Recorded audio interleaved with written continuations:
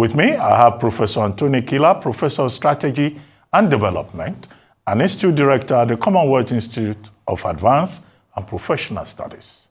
Adamolekun is also here, a legal practitioner and national development advocate, as well as Yemi Adamolekun, Executive Director, Inauguration. Well, thank you for joining me again. We've had two guests. First, Dr. Austin Tam George, who discussed the crisis, the chaos in Rivers State. And his main argument is that Governor Fubara should just be allowed to do his work. And then we had Mr. Dan Kunle, energy expert, who discussed the oil and gas sector within the context of fuel subsidy removal, or whether it's partial subsidy or not. And then, of course, the upstream regulator, NUPRC, announcing a bidding round for a licensing round for oil blocks and all of the other questions, you know, around all of that. Well, Professor Anthony Kila, let me start with you. What do you think? Rivers and then oil and gas Well, sector. I think the oil and gas sector, I think starting from rivers, as you've listed them, but I have said elsewhere, and I repeat that what we have in rivers is a show of shame. You know, it's an indication of how frail, fragmented, and unorthodox our democratic system is, and it gives cause for concern. The real issue in Rivers State is a feud between two warlords, and while this war is going on between the two warlords, the rest being the constitution and the law and governance of people is taking a second seat, and if anything, the law is being trampled upon and people are being used as pawns in this game, and it's a terrible thing. It is also an indication that we do not have respectable institution of leaders and elders and also individuals that can call them to order. It is also an indication that our judiciary system is not doing its job very well, because we should be able to have clear, sensible, swift, and easy to understand laws on matters. There should be no argument about when a tenure starts and when a tenure ends. The fact that we're having this kind of conversation, you know, it's not that things are complicated. It just shows some shallowness in understanding the enormity of what this democratic system is. And as you've noticed, you know, I've made my consideration without going into details of the parties involved. It's a system problem, and I will stop on this, warning the rest of Nigeria not to consider this a Rivers problem, but it's actually a national problem, because what happens there today might happen in another state tomorrow if we're not careful, because the ingredients that led to this unpleasant stew are the ingredients of godfatherism, the ingredients of undemocratic process of choosing office holders from the primaries to the general election, as well as inability to respect law and order, and the failure of those who should. I refer to party leaders and members of the bench and the bar, who should be able to resolve conflict. The inability to do so, those are very bad elements for any system to be held together. Well, you don't have any comments on the licensing round for oil blocks announced by the upstream regulator?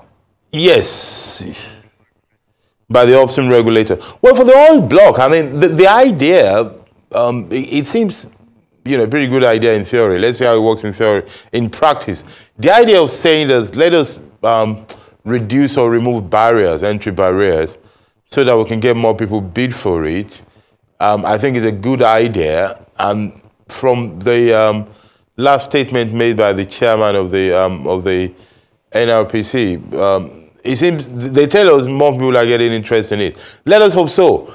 I think this is a kind of thing where the result will speak better than the process itself.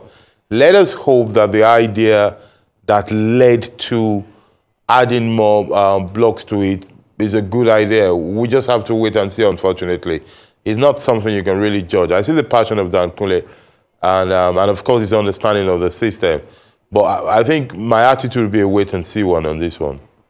Okay, thank you. Yemi Adamolekun. Starting with Rivers, I completely agree with Mr. Kila on the fact that if we see it as a Rivers problem, then we really miss the fact that these issues are structural in terms of the way governance is in Nigeria. We've seen the same thing with in Kogi State with Yahaya Bello and his successor. Seen the same thing in Kano State with the Emir of Kano and the role of the state, the role of the judiciary. And then in Rivers is manifesting in terms of the State House of Assembly and now local government chairman. And so when we continue to elect people based on who is endorsing them, with whose money they're spending, and citizens are not involved in that process. Because as we can see, yes, there are some civil society organizations that have gone to court, some people are speaking, you have guests on your show that analyze and reanalyze. But fundamentally, the citizens affected in those states as examples don't have the benefit of governance because the people who were elected to actually work in their own interests are busy fighting themselves, not because of the people, but because of their own personal interests. And I like the way the former commissioner ended it, that Wike should basically stay in River State, if I want to use that word. So I think the other bit I would say is also the role of the judiciary. The judiciary, how do I frame it? I mean, and I'll use Kano as an example. I mean, you asked the numerous court orders in River State. In Kano, you have a federal high court judge meddling in state-level matters, and everybody's just looking. And this is why it's a national structural problem. All of us are looking and analyzing as if this is just normal behavior. And when we make abnormal things normal, or we don't push back against abnormal things, they do become normal. And we then have bigger problems than what we started with. Regarding the oil and gas sector, Mr. Kunle said he wasn't being personal, and I was joking with him as he left the studio. I think the very much nature of the fact that governance in Nigeria is very personal. It's very much about individuals and their interests. It's not about the nation state. It's not about doing what is in the interest of the greatest majority of the population. It's about personal interest. And we see that show up every day, everywhere. Why a president will decide that he wants to be Minister of Petroleum and do nothing. Well, we supposedly have a Ministry of Petroleum or NNPC that's privatized, but still very much run like a government parastatal. And so when we're ready to make difficult choices and do the right things because it benefits the nation state, we will have different outcomes. But as long as our choices and our decisions are in the interest of individuals and what individuals want to control and believe they can control, we'll have the outcomes that we do. Well, Inauguration. Thank you very much. Let's start from the case of River State. I think it's a test of the laws we have in the land and the political procedures. You know, it's very clear what is provided in Section 9, subsection 1 of the River State Local Government Law. It specifies 3-year term for local government chairman, the vice chairman, and the councillor. And after that, you step aside and you can be re-elected. But the House of Assembly came up with a law seeking to extend by 6 months upon expiration. And some stakeholders went to court, and the court vacated that attempt, Honorable Justice Kila. And that gave the local government chairman nothing to stand on. So what is expected under the confines of respect for the rule of law is that at the affluction of time, you leave office and leave the governor to, find a way of managing the affairs of the local government or carry out the elections. And I like what the National Publicity Secretary of PDP said, talking about Honorable Jerome Ologunagba. He advised the local government chairman that, hey, don't create crisis, step out of office. And as we speak, Governor Fubara has gone ahead, advising or directing the administrative heads of the local government areas to step into office, and they have been sworn into office. And I want to say, concerning the different orders that are coming from the judiciary, that I don't envy the judiciary at a time like this. But I know that we have a lot to do in giving the laws of the land its right of place. If you read Section 4 of the Nigerian Constitution 1999 as amended, it says that the National Assembly and, of course, the State House of Assembly shall make laws for the peace, orderliness, and good government in Nigeria. So we are monitoring as these things are unfolding, and I quite agree also that it may be more of power play than enhancing the fortunes of the people, which should be the primary purpose of government. And talking about the oil blocks, you see, I think I want to move it to the benefit of having oil in Nigeria. Oil was discovered in commercial quantity in Nigeria in 1956 in Oloibiri. We became producer in 1958. I think produced about 5,100 barrels per day. And recently, OPEC has rated Nigeria as having the 10th largest reserve of oil and gas in the world and being the 13th largest producer. But what has it benefited us? And Ogadan was talking about NNPC. NNPC was established on the 1st of April 1977. For what purpose? To harness our oil and gas resources for sustainable national development. And going back the history lane, can we claim to have benefited from oil and gas? And we will continue to support the attempt of the government to re-engineer that structure of our life to catch up and deliver Commonwealth for common good. I know that as we speak right now, and as at year 2022, the end of 2022, the United States of America had about 124 functional refineries. And even though Russia is at war with Ukraine, Russia has taken over now from the US as main supplier of gas to Europe. And that is why Nigeria should be careful with these products we have. We have competitors across the globe. So how do we deliver value to the people? And talking about the case in Kano, we are also monitoring different decisions that are coming from the judiciary. But I know that earlier, the National Judicial Council invited, I think, 2 of these justices to really talk to them, but we don't know how far we've gone on that. And what we want to advise on the issue of having the Minister of Petroleum and this one, can we go back to the Constitution and find out the essence of having these resources in abundance? And it is to generate commonwealth for common good and not to concentrate wealth in the hands of a few.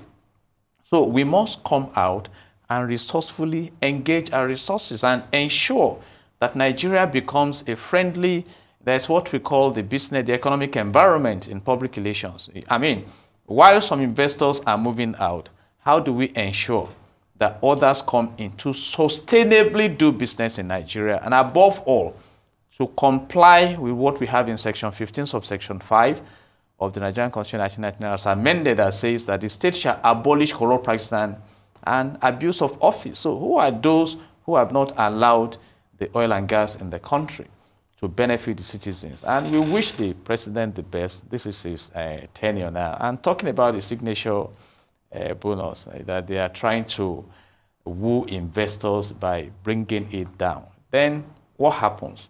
How do we bring in revenue? How do we attach value to these huge resources that we have in the country? And we hope also that the nation will not be denied. Yes, that the nation will not be denied benefits while some private individuals and corporate personalities reap the benefits behind the stage. You know, because I keep asking, who are the oil thieves? You know, when I read about the GMD of NNPC telling us about 1,500 illegal pipes connected to NNPC pipe, I wonder, are they ghosts from another universe, or what exactly are we talking about? So this is the time to come to the break-even point. You see, the opposite of poverty is prosperity. And God has given us the resources to prosper as a nation. So how can we block the loopholes, deal with the threat that we have against the wealth of this nation, and move in the right direction? So I wish Mr. President, who himself is the substantive minister of petroleum, the best in bringing wealth for the common good of the citizens. Can I add something really quickly? Yes. Yeah, I talked about local governments and elections, and I'm not quite sure, maybe I might have missed it in the media. The tenure of the local government chairman ending was not overnight. They kind of knew it was going to end. So why did we not organize elections? I was trying to pull up a chart here that shows the number of states that haven't had local government elections duly, because it's also a thing. Again, this is back to the points Mr. Kila made about this being structural. The state's control of the local governments and how they continue to disempower them is something that we need to be very, very concerned about. It's something that the current president fought for in Lagos State. And in this current conversation about restructuring our local governments, I think even if it's something he's able to do, it will be something that he's remembered for, such that local governments truly are the third tier of governance in Nigeria. I mean, there are things in our constitution that only the local government is supposed to meddle in. So if you don't fund it, don't allow them to have elections on time, don't allow them to be independent, what are we doing? Well, let's go to Kenya. One person was killed and at least 200 people were injured across Kenya in nationwide protests against government plans to raise 2.7 billion in additional taxes. The 5 rights groups, which include Amnesty International and the Kenya Medical Association, said in a joint statement late on Thursday that the police fired tear gas and water cannons to disperse protesters in the capital, Nairobi. The presence of spent cartridges implied the use of live rounds, they said, adding that more than 100 protesters have been arrested across Kenya. The Independent Policing Oversight Authority said on Friday it had documented the death of a man, allegedly as a result of police shooting, and several serious injuries suffered by other demonstrators, including police officers. The 29-year-old man died during treatment to a wound on his thigh at a hospital on Thursday night. Well, the big problem here is that President Ruto is caught right now between street protests and the IMF. The IMF had recommended to the Kenyan government to move the tax to GDP ratio from 13.5% to at least 20%, if possible, 25%. Now they have this finance bill that was first mooted in 2023, and that caused protests in 2023. Now Parliament has brought it back because government wants to generate revenue. And this has caused problems. That bill, as a result of, despite the protests, has gone through first reading, it's gone through second reading, and it's likely to be passed before June 30. On June 18, the government of Kenya decided to review sections of it, but the people are still not satisfied. So in 17 of the counties, the people are on the streets in a decentralized protest. Now, to cite some of the examples, VAT for bread, a loaf of bread, has been increased to 16%. VAT, value-added tax, on petroleum products has been increased from 8% to 16%. Now, the people of Kenya are also facing other forms of taxation. Motor vehicle, movement of vehicles, you pay. Withholding tax on a number of issues. Excise duties are also to go up. Almost about 16 different categories of additional taxation. Hence, you have that crisis, and you have the outbreak of violence with President Ruto and members of the parliament.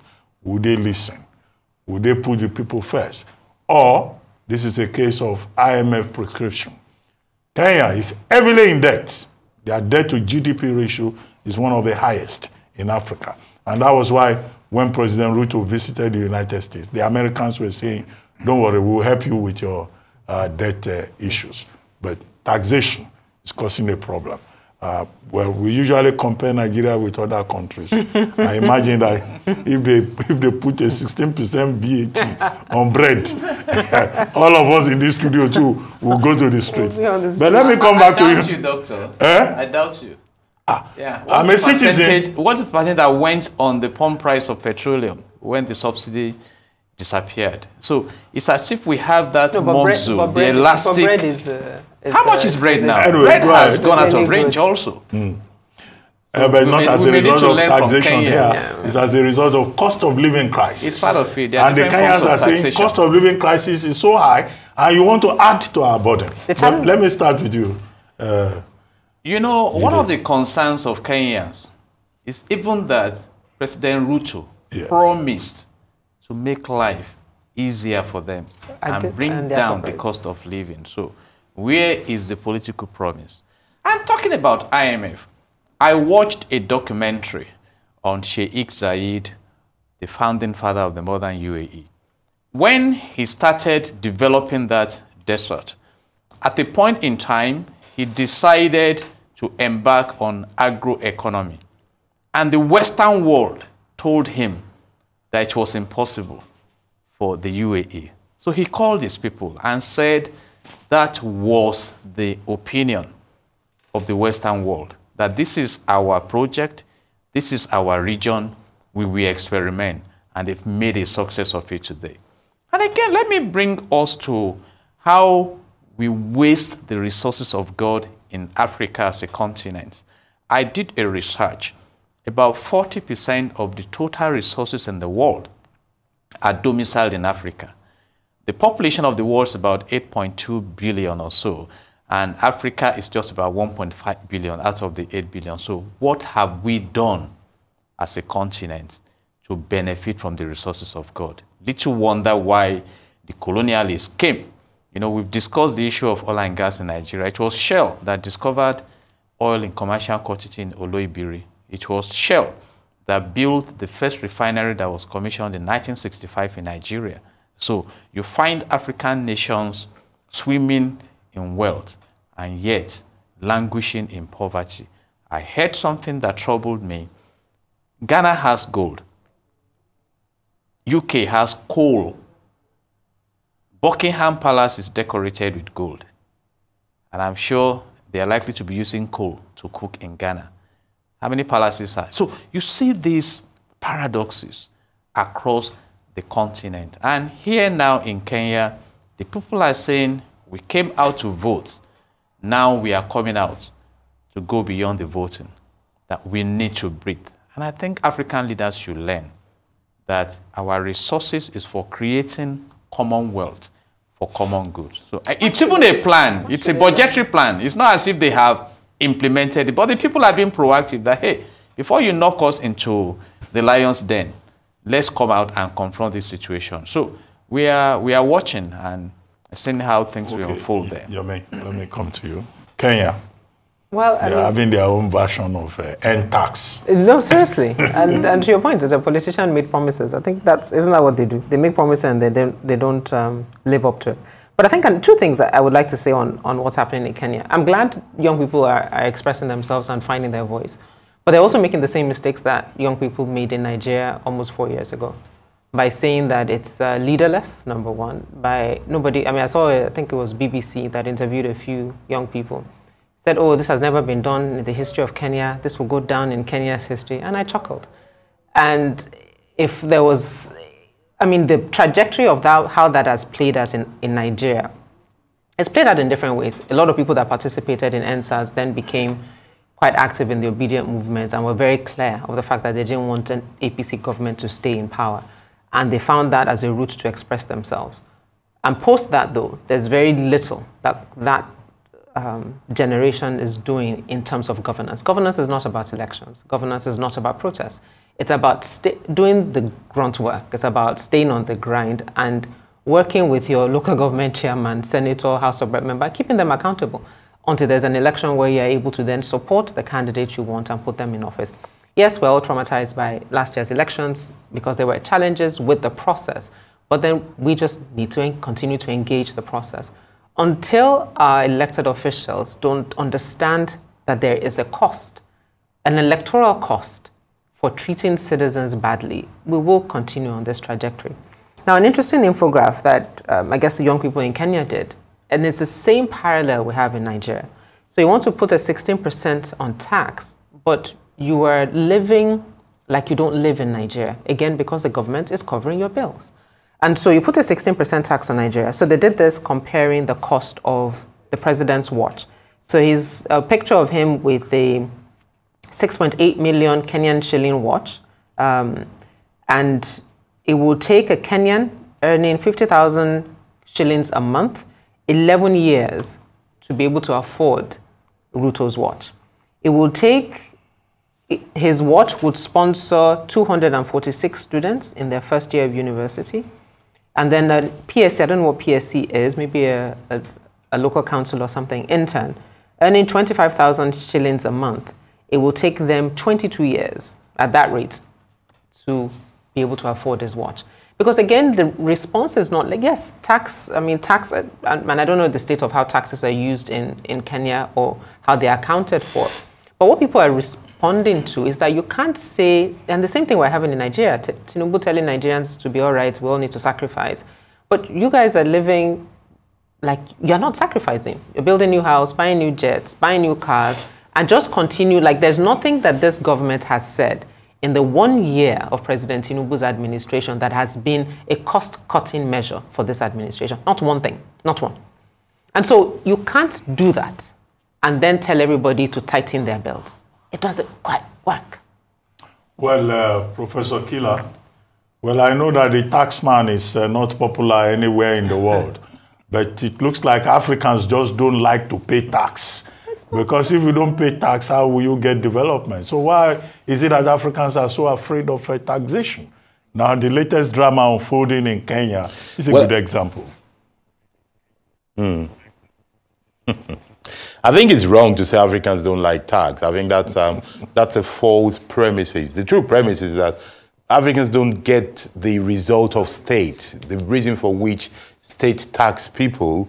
Most African countries do not see it. I mean, the countries that tax and people pay tax, a majority of their citizens enjoy the reasons why they pay tax. So I think that is something that needs to be said. Also need to be said, and allow me to detour and come back straight to it, because I'd like to put it on record that the idea of having the president being the minister of petroleum was a dull idea, or was an idea introduced by the past administration.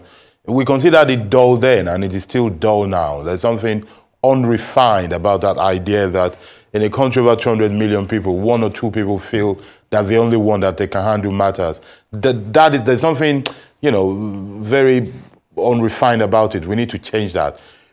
The lesson we should get from Kenya is this idea that government thinks the way to generate revenue is taxing is an old idea, is an antique, is an obsolete idea that does not work, not only in Kenya, but it will not work anywhere. We need to be moving away from that idea and see how to generate revenue. And I cringe when I don't laugh, when I see some middle-class Nigerians celebrate state governors for their ability to generate internal revenue. What is the internal revenue that state generates? It's tax. What is the state producing that they are celebrating the IGR? It's only tax, and tax is not the way. There is no nation that has ever progressed or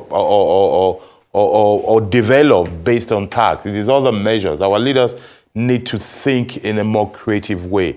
And if we're thinking in a creative way, we need to be careful. I heard Adamolekun said many times about this, our natural resources. Let's be careful. The wealth of nations do not come from natural resources.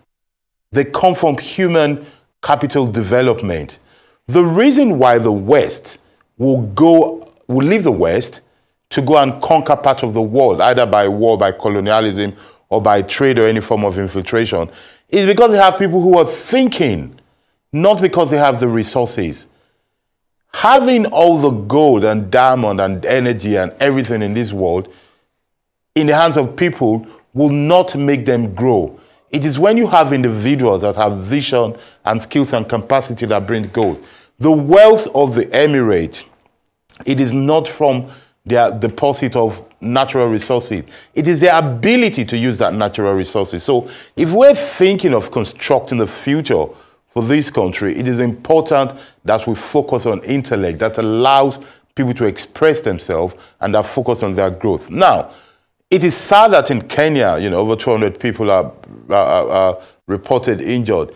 This idea that the IMF is forcing people to maltreat their people is a ridiculous idea. Because I always ask, these African leaders, what are they? Are they daft or so selfish that they cannot see that what they're proposing to them will not ring well with their people, will not all go well? When they go there, do they tie their tongue? Or do they give them something to drink that when they speak to IMF, they cannot reason anymore? Or are they so taken by their own self-preservation and their disconnection to their people that they cannot reason that if you raise task from a percentage to a double digit overnight, you are calling for trouble? I think that goes beyond callousness. It smacks on daftness. Take another subject. Let's come back to Nigeria. With effect from August 2024, Nigerians are expected to begin utilizing the services of a proposed 3-in-1 identity card, and that's according to the National Identity Management Commission, NIMC. The commission said the single multipurpose card combining multiple functions of identity, financial and social services will be made available to citizens across the country when the time comes. In April, NIMC announced that it had launched a new card layered with payment capabilities and social service features in collaboration with the Central Bank of Nigeria and the Nigeria Interbank Settlement System. It also explained that the identity solution was equipped with payment capability for all types of social and financial services. Well, Yemi Adamolekun, let me come to you. I hope this will not be another program of confusion, as we had with the national identity cards, and people were, confused about what NIMC actually wanted to do. And hopefully they will make it optional. Well, okay, so one of the things that we've advocated on is that there are too many points of contact to capture the biometrics of Nigerians. So you're getting a SIM card, your fingerprints are taken. You're getting a national identity card, your fingerprints are taken. You're getting a passport, your fingerprints are taken. You're getting a driver's license, your fingerprints are taken. There's one more thing that I miss at the moment. Maybe like 5 different touch points where your fingerprints are taken. ATM card? BVN, I think BVN. Permanent Yeah. voter's card too. And then your permanent voter's card. Thank you very much. So there are too many points of contact with the data of Nigerians that is just floating. And we remember for voters' cards, then we'll see data being used to sell popcorn or whatever it is, or corn or whatever it might be. And just the fact that not only are there too many data points, the data is also then not safe. So these commissions were set up and in trying to just manage issues around data privacy. There's a current bill around digital rights that's had challenges at the National Assembly that's again being represented. But I think on this NIMC one, while it's a good thing in principle to streamline all these data points, I mean, one of the things we had also talked about, for example, is also layering it on your voter's card. So your voter's card can be all these things. But anyway, voter's cards with BVAS, now there's another angle that it might not be necessary because you just take your data. But in March of this year, FIG had published a report on the data of Nigerians being available for purchase online. And at that time, Paradigm Initiative, an organization that has worked on digital rights for over a decade, or maybe 20 years actually, but anyway, they issued a statement basically alerting NIMC that this is a challenge. They issued another statement a few days ago saying that they've not only this continued, they were also able to go online and buy data of the current Minister of Information Technology, just to show how porous the process is. NIMC issued a rejoinder basically saying that that's not true, that the people who are selling data online are not authorized by them.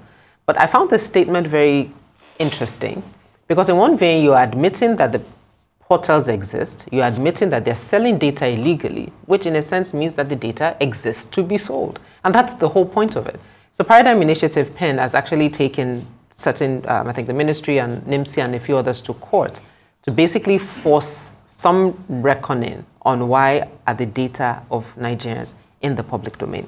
I bring that all back to say that while we haven't sorted out how to keep people's data private and secure, we're launching a card that then allows more data to be changing hands between bank payment system, national ID, and then the social intervention. Whoever is responsible for that will then go back to sharing data. So I would suggest very strongly that NIMC takes a pause on the launch of this card until we've sorted out our privacy issues and they have addressed the issues that the Paradigm Initiative has raised. Yes, Adamolekun. Thank you very much. I'll start by saying that effectiveness is not reflected in multiplicity. And I align with the submissions on the various touch points. And let me say this, even the national identity number, it was supposed to come with a card. I don't know how many Nigerians have received the card, even getting their numbers. Many Nigerians have been on it for 4 years, 4.5 years. Some get to the office around 5 a.m. and no headway, you know. And again, the issue of having to correct some mistakes there. We've had to handle some of these issues. So can we wake up at once and really identify what we need as a nation? You see, at the point I was so worried. In this country at the time, the Federal Road Safety introduced this reflector. And I understand that by the time the contract went haywire with major stakeholders, that disappeared. At the time, Doctor, you recall that wearing a helmet was mandatory for bike riders. So what happened to it? So is it that somebody just comes to office and looks at how either to be relevant or bring in revenue and they introduce these things? You can put all these things together. I was at the border of Canada coming in from the US.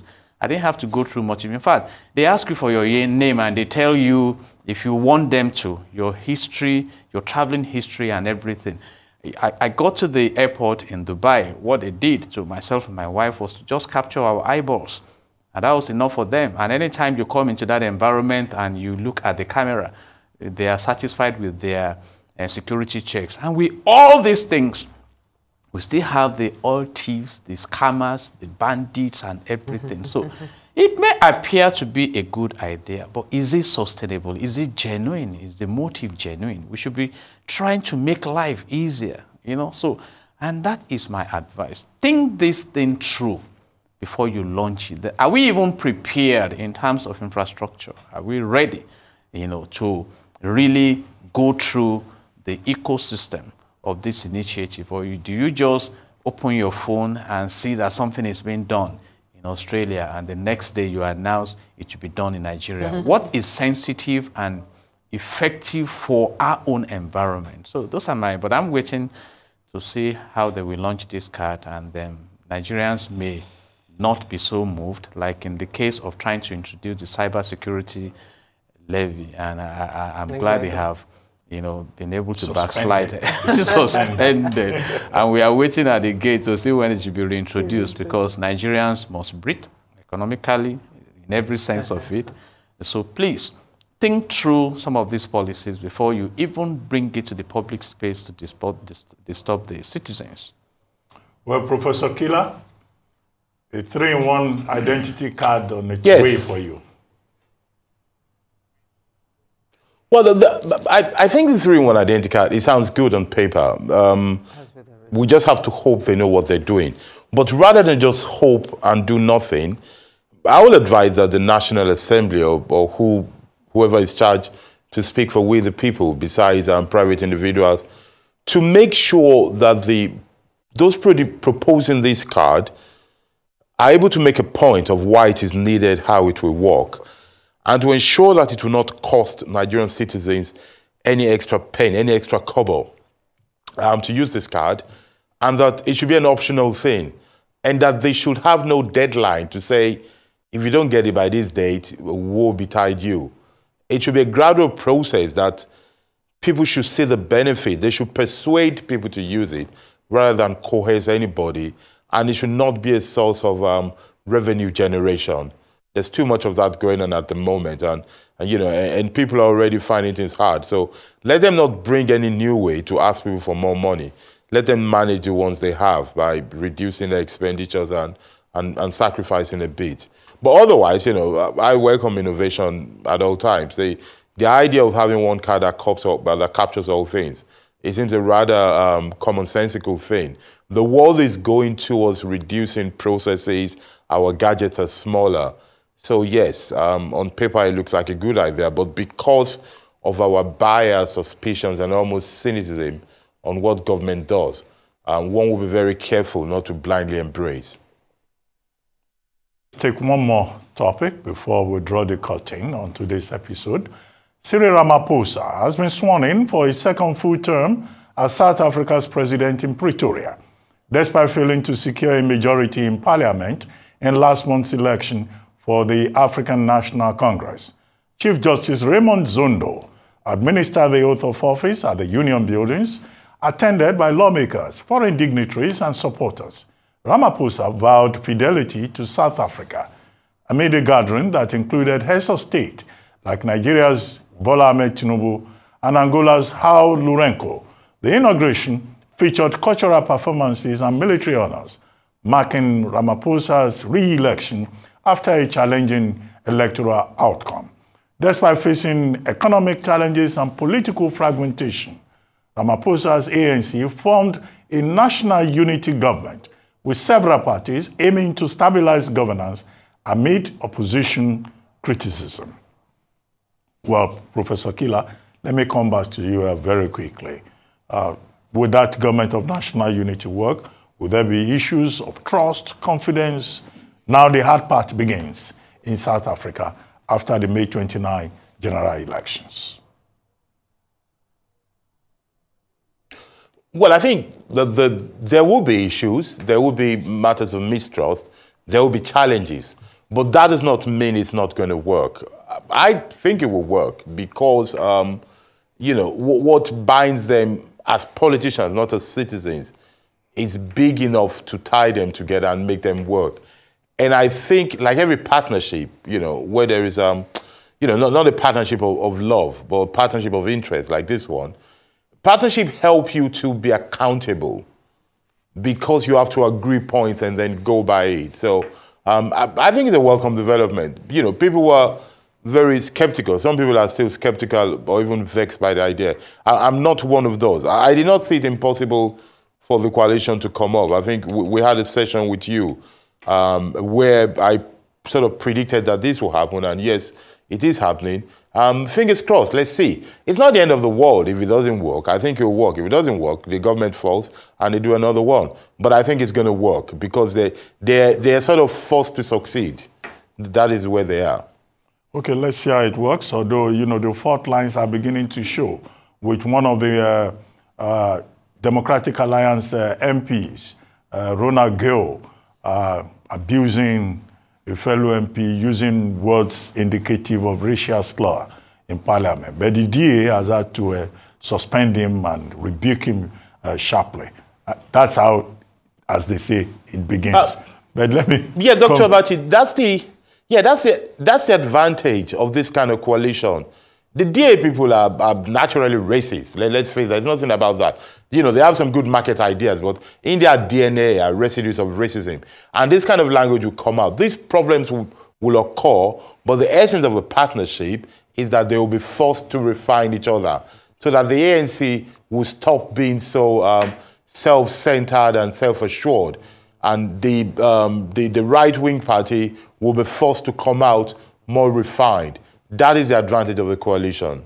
Okay, Ologun, as we begin to wrap up in less than a minute. The ANC had it rough, but played the politics very well. So you expect some teaching challenges. But my big concern, I can express with what we have in Section 14, subsection 2 of the Nigerian Constitution 1999 as amended, that says that the security and the welfare of the citizens shall be the primary purpose of government. So Ramaphosa should wake up now and ask the big question. Now that I've been re-elected, what is the need for the people? Professor Kila mentioned something valid and in the respect of the UAE. One of the quotations of Sheikh Zayed is that wealth is not money, but developing people. And that is why we are driving the advocacy for those who will resourcefully engage our resources, because God won't throw money from heaven. He won't throw, you know, he will empower communities and government structures to empower the people. So we wish South Africa the best, and ANC has played a very strong politics there. But that politics must manifest in good governance for the citizens. Well, thank you very much, Jide Ologun. Thank you, God. Yemi, Adamolekun. And thank you very much, Professor Anthony Kila, joining us from our Abuja studio.